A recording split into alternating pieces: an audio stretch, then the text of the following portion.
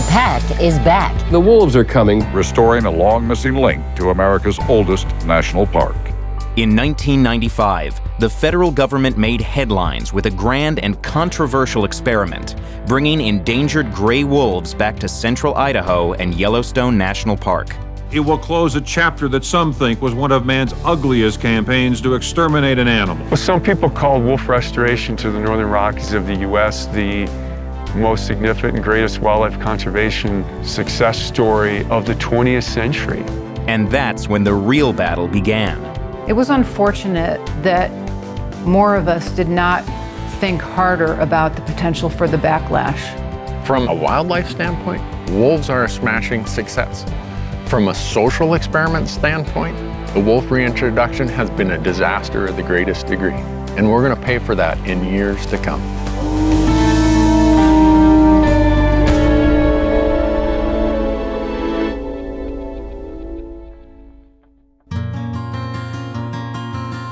It started with a bold idea to reverse an age-old trend, reintroduce wolves to their former hunting grounds in the mountainous West. By the 1930s, the government had killed off Yellowstone's wolves, capping off decades of government eradication campaigns that nearly wiped out the animals nationwide. When we got rid of all the wolves, it was seen as a tremendous accomplishment, that finally the West was safe for livestock and people and agriculture. And the idea of bringing wolves back, 80 years later, is like, so are you telling me my grandfather was wrong? Environmentalists saw the predators as a means to restoring the wild heart of the West. Wolves and other wildlife represent something that we value and hold so dear, which is wilderness, mystery, something that we want more of in this world and that we are terrified that we're losing so much of. But ranchers worried the wolves would take a bite out of their livelihood. We just don't want them here. To accommodate both sides, the U.S. Fish and Wildlife Service came up with a plan under the 1973 Endangered Species Act. They proposed a goal of 3 interbreeding wolf populations with a minimum total of 300 wolves in all. The analogy is the emergency room. Species is going to go extinct, you wheel them into emergency, you save the life. Once they stabilize, you move them back out into just regular care. The plan amounted to compromise on both sides.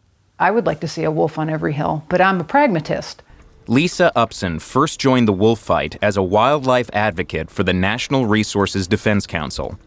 I listened to all the arguments on one side, on the other. Randy Newberg ranks among the most visible of Montana's 150,000 hunters, starring in a series on the Sportsman's Channel. That's him. As a hunter, I thought, we can handle this. As long as the agreement's followed, this isn't the end of the world. In 1995, wolves captured in Canada arrived in Yellowstone to great media fanfare. Interior Secretary Bruce Babbitt personally helped release some wolves into 1-acre pens, where they spent several weeks before going free. You can see her inside. She's a big gray female, just gorgeous. It's an unbelievable sight. Biologists reintroduced 66 wolves altogether in 1995 and 1996. But as the packs spread out and multiplied, some ranchers outside Yellowstone say it wasn't long before the wolves exacted a price from their livestock. $60,000 the first couple years. Between the sheep we lost, the calves we lost, every time that those wolves come in here and take a part of my living away, that means I have to make it up somewhere else. By 2002, more than 600 gray wolves were roaming the mountains of Idaho, Montana, and Wyoming, double the minimum number set in the recovery plan. We knew from wolf population growth and that kind of stuff that we would hit our recovery goal most likely at the end of 2002. And we were exactly right, we did. Within about 10 years, which is actually pretty fast, wolves hit a level where we thought their population was secure. So the federal government proposed starting the process to take wolves off the endangered species list in the Northern Rockies. They wanted to hand wolf management over to state game departments if states could come up with appropriate plans. But environmentalists weren't convinced. What we had was a very fragile recovery that there was every reason to believe was going to be put in reverse as a result of state management. Environmentalists also argued that recovery was never just about the numbers. They said more wolves were needed for the populations to mix successfully, a key goal of the federal plan. I felt that recovery had not occurred. We weren't there yet. So a group of environmentalists sued the federal government to stop it from making any changes to the wolf program at all. The environmental community mobilized very quickly, circled the wagons and putting a lot of resources towards the issue. Help Defenders of Wildlife save Idaho's wolves. I'm Ashley Judd for Defenders of Wildlife. The wolf advocacy community, they made a strategic error early on. The recovery of the wolf was an Endangered Species Act success story. And at some point, the fears of the hunters and the ranchers became realized when the lawsuits came in to say that, no, the wolf was not recovered at all. In fact, the lawsuits kept the Rocky Mountain gray wolf on the endangered species list for years. And so what happens through all these delays, the wolf population continues to grow. So you got more wolves in more places, and wolves always cause some conflicts. All of a sudden you had hunters who had stayed on the sidelines saying, holy moly, I'm not seeing many elk here anymore. All I see is wolf tracks. The wolf numbers are now past 150, they're past 250, they're past 400, they're past 500, and we still don't have state management control of wolves as was promised to us 15 years ago. We're now left standing there looking around saying, you can't trust this process. By 2010, the wolf population had reached more than 1,600 across the northern Rockies, and the mounting losses on cattle ranches set off a drumbeat of coverage on the news. For some ranchers, that means a threat exists right in their own backyards. I didn't want them here in the first place. No other rancher did. Why are we taking the brunt? One Montana rancher outside the town of Dillon reported losing 120 sheep to wolves in a single night. Matt Cunningham's cattle losses weren't as steep, but he said staying ahead of the predators was a constant battle. You know, I lived with these cattle pretty much year-round. If I turned my back for a minute, literally a minute, I had wolves coming in. It was absolutely insane. With the hunting and cattle lobby in an uproar, wolves became a defining political issue. I took on the Obama administration to put Montana back in charge of wolves. The science says that the gray wolf is no longer endangered in Montana and Idaho, but powerful out-of-state interests have huffed and puffed and used all sorts of dirty tricks. We can manage our own wildlife issues here in Montana and tell the feds to go to hell.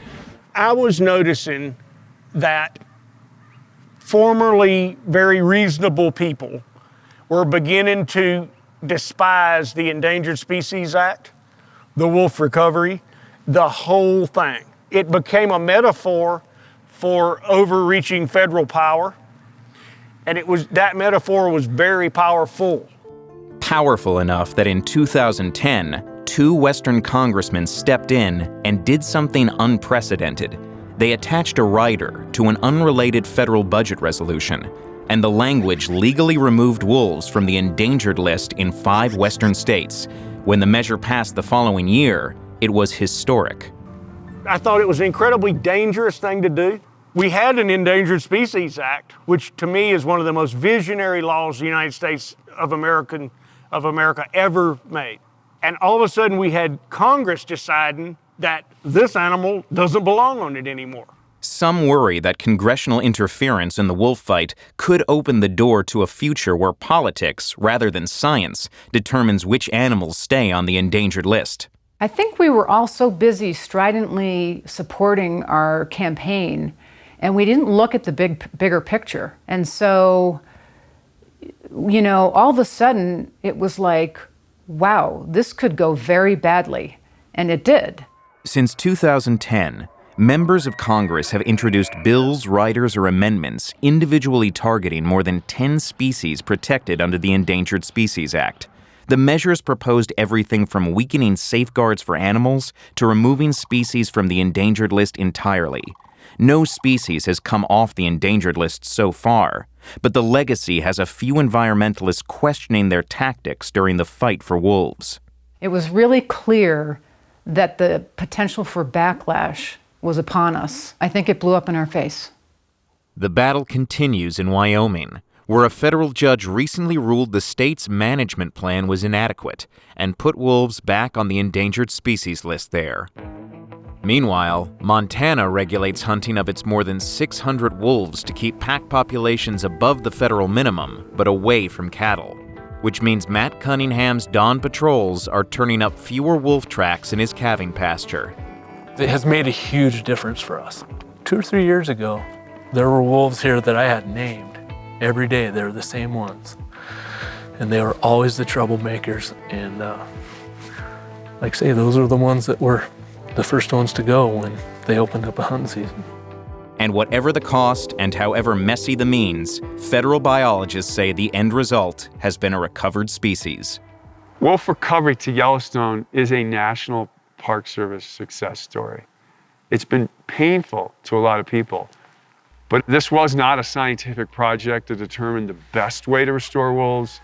It was a project designed to restore wolves any way we could. It's a great example of where struggle can take us